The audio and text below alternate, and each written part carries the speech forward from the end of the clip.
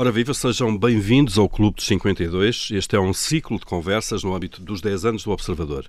52 personalidades foram desafiadas a pensar a próxima década do país. Eduardo Ramos é o convidado de hoje, é gestor, é neste momento administrador executivo da Brisa e é CEO da Via Verde. Eduardo Ramos, bem-vindo a este Clube dos 52, é um gosto. No artigo que escreveu para esta iniciativa, e que no fundo é o ponto de partida para esta nossa conversa, faz um diagnóstico que é praticamente consensual. O país cresce pouco, a economia cresce pouco, a produtividade e os salários que são baixos e que estamos cada vez mais envelhecidos também. Deixa-me começar por aqui, precisamente pela demografia. Precisamos de preparar o país, de facto, para um envelhecimento crescente da população, criar incentivos à renovação demográfica, é isto que diz. A grande questão é como é que nós desarmadilhamos esta bomba relógio. Muito bem. Paulo, antes de mais, muito obrigado. Obrigado por este desafio que me obrigou aqui a estruturar como é que vemos o país há 10 anos. A demografia está na base de tudo, porque sem quantidade produtiva, sem quantidade a produzir bem, nós não vamos conseguir desmultiplicar crescimento. E a demografia tem aqui dois planos. Se nós olharmos para há 20 anos atrás, de facto, tínhamos uma população com um bónus demográfico melhor do que temos hoje. Hoje estamos numa situação bastante crítica e temos que atuar em dois planos. Um primeiro plano, bastantes maiores incentivos à natalidade. Isto quer através de incentivos fiscais, quer através de incentivos habitacionais, quer através da organização das próprias empresas e das organizações como um todo, mas também sabermos captar, sabermos incorporar os fluxos migratórios que nos procuram, porque o que tem acontecido nos últimos 2 anos refletem isso. Portanto, nós estamos a conseguir capturar esses fluxos migratórios. Temos que conseguir saber usá-los bem nas atividades produtivas que sejam de bens transacionáveis. Ou seja, indústrias ou setores que possam exportar, de alguma precisamente, maneira. Que sejam de valor acrescentado e não de uso mais imediato. E essa demografia, a transformação dessa demografia que outros países conseguiram fazer, é algo que sem o qual nós não vamos conseguir ter um crescimento bastante mais acelerado e sustentado. E, portanto, isto é uma prioridade, ou devia ser uma prioridade das políticas públicas para os próximos anos? Para mim, a demografia é crescimento económico. Sem isso não há, e o Paulo olha para qualquer país do mundo que tenha crescimento económico em perspectiva, e todos têm bónus demográfico, uns mais, outros menos, obviamente, mas todos têm políticas de incentivo à demografia e à natalidade. Há pouco o Eduardo falou da necessidade também das empresas, de alguma forma, darem uma ajuda nesta matéria. Também. Estamos a falar de quê? Por exemplo, do equilíbrio entre a vida profissional e a vida pessoal, familiar. Portanto, as empresas têm que ter mecanismos, têm que ter procedimentos, têm que ter incentivos para que as pessoas se sintam naturalmente incentivadas a ter a sua vida profissional normal, mas também as suas famílias e as suas atividades normais enquanto pais, mas também enquanto filhos, porque também têm os seus ascendentes, também têm toda essa atividade normal enquanto seres humanos. Outro ponto que o Eduardo Ramos toca no seu artigo tem a ver com o ensino, com a educação. Diz que precisamos de renovar o ensino público e fala aqui em todos os ciclos, do pré-escolar até ao 12º ano. Porquê? Porque lá está, quantidade foi para onde começámos esta conversa, mas depois a qualidade, não é? Isto no fundo é uma equação. E enquanto nós formamos hoje em dia talvez das melhores gerações que alguma vez tivemos nas elites, naqueles que têm oportunidades, nos que conseguem ter um bom caminho académico, que depois muitos deles infelizmente até nem conseguem ter grandes oportunidades de desenvolvimento profissional em Portugal. Mas depois, Paulo, hoje em dia temos uma enorme geração esquecida. Enorme. Que geração é essa? Temos uma enorme massa de jovens que não têm um ensino de qualidade. Nós verificamos hoje uma enorme fuga para escolas mais privadas, porque a escola pública não consegue responder adequadamente. Os professores também não são bem tratados, são uma classe que é bastante desvalorizada, infelizmente, quando devia ser muito valorizada pela sociedade e pela própria administração pública.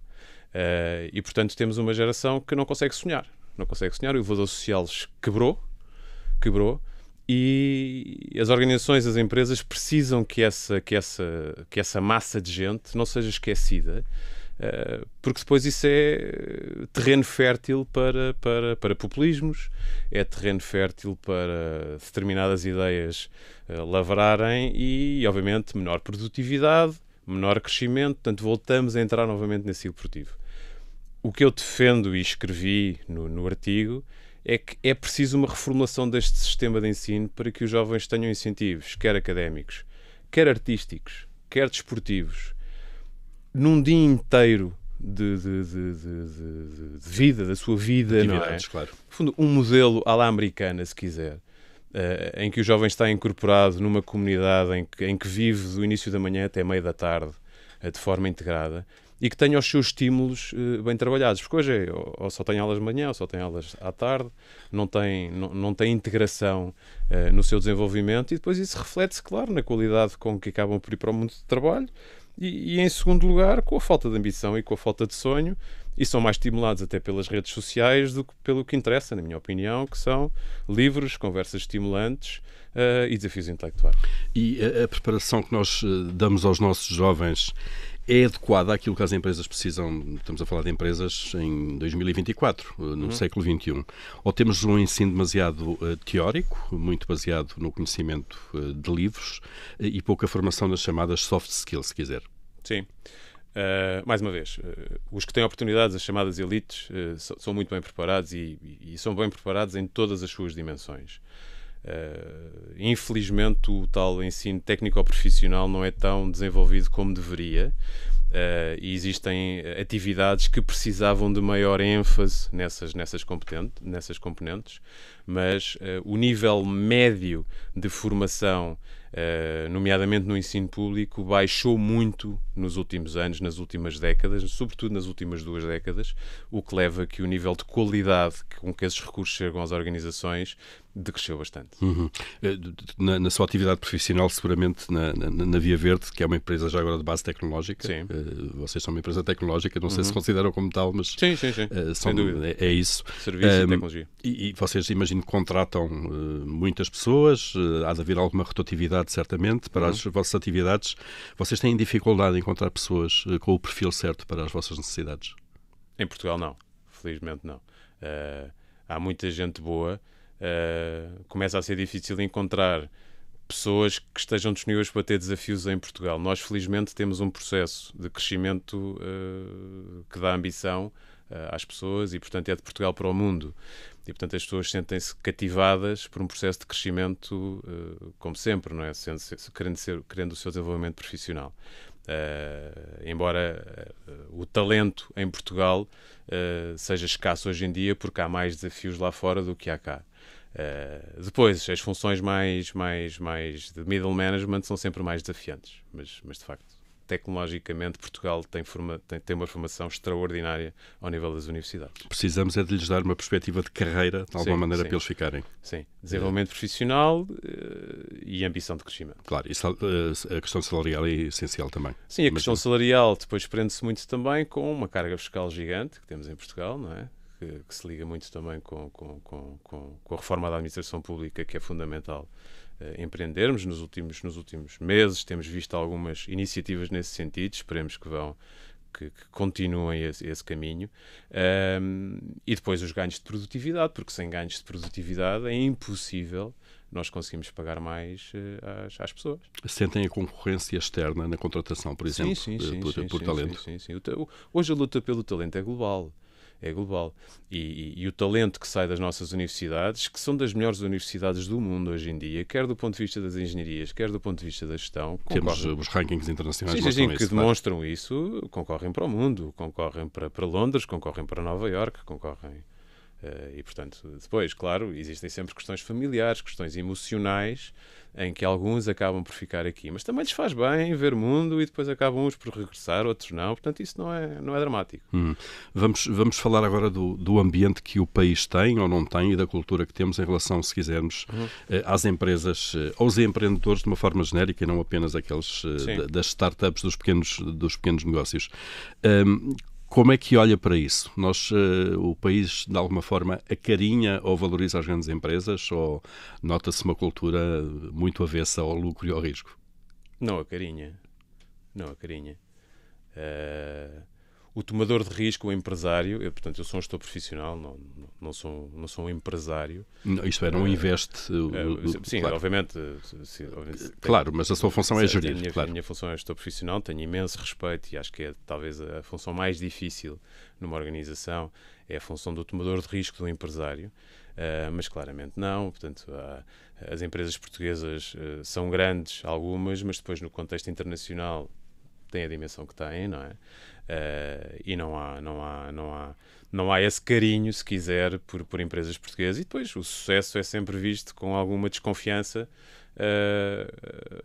Olhe-se para quem tem sucesso em Portugal, o que lhe acontece, quer dizer, olhe-se para o Ronaldo, olhe-se para qualquer figura, é sempre primeiro criticada e depois elogiada, quer dizer, isso é um tema que nós culturalmente também temos que conseguir ultrapassar.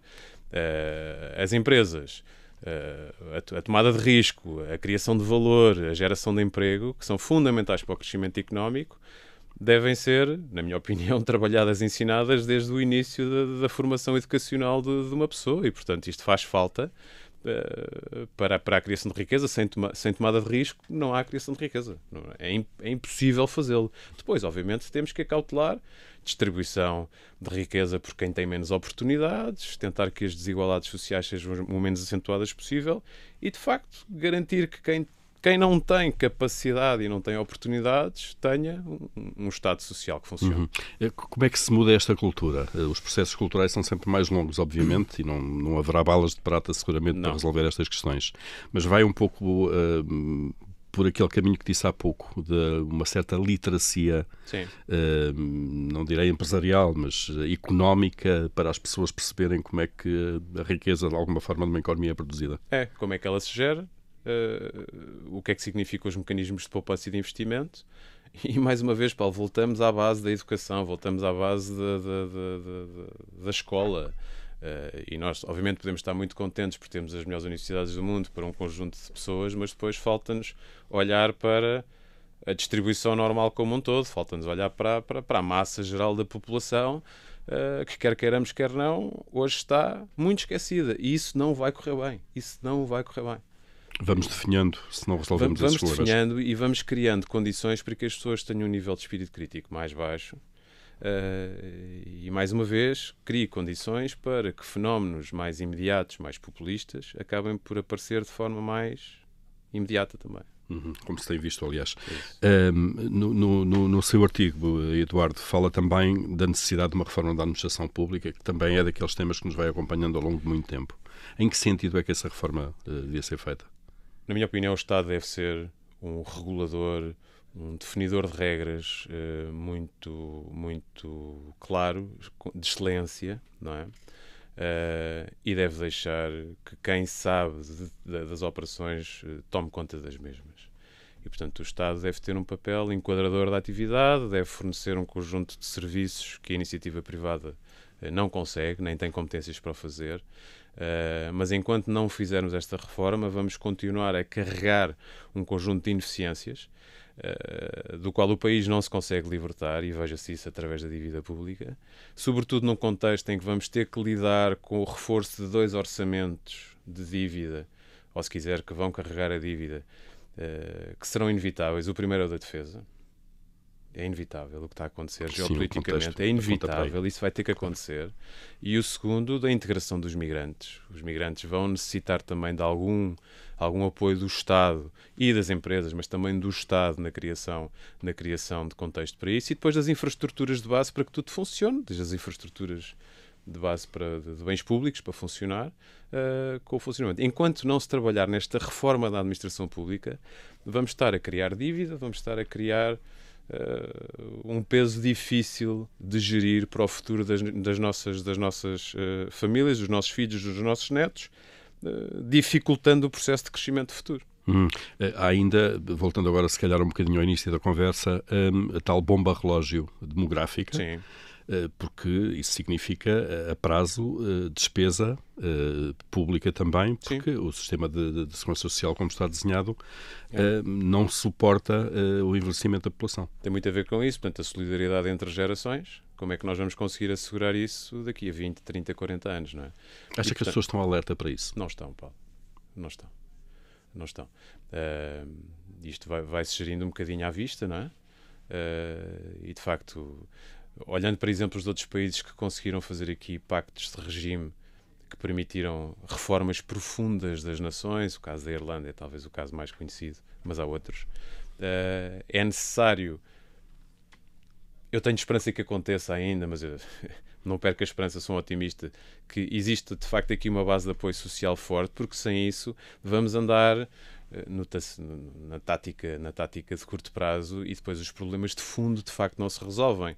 Foi interessante o desafio que vocês colocaram, porque tem que se fazer escolhas quando se pensa nos grandes temas que têm que ser resolvidos, e este tema da demografia, da administração pública, do empreendedorismo, da tomada de risco, e obviamente do ensino, que para mim está na base de tudo, a educação, são fundamentais para crescermos mais e para sonharmos. Que, aliás, começa o seu artigo precisamente a citar António Gedeão, o sonho que manda a vida. Sim, e o que me parece é que hoje a nação, há uma parte pequena que consegue sonhar, infelizmente nem todos conseguem sonhar em Portugal, mas conseguem sonhar e sonham em outras geografias, o que não há mal nenhum, mas depois há uma enorme parte que não consegue sonhar, Paulo. Isso entristece-me enquanto português, e acho que temos condições para fazer melhor. É isso, vamos esperar que sim, para terminarmos uma nota positiva também. Eduardo Ramos, muito obrigado. Obrigado pelo convite e pelo desafio. Foi um gosto também, este Clube dos 52. Nós terminamos aqui este episódio. Para a semana cá teremos novo convidado neste projeto Clube de 52, a propósito dos 10 anos do Observador. Até lá.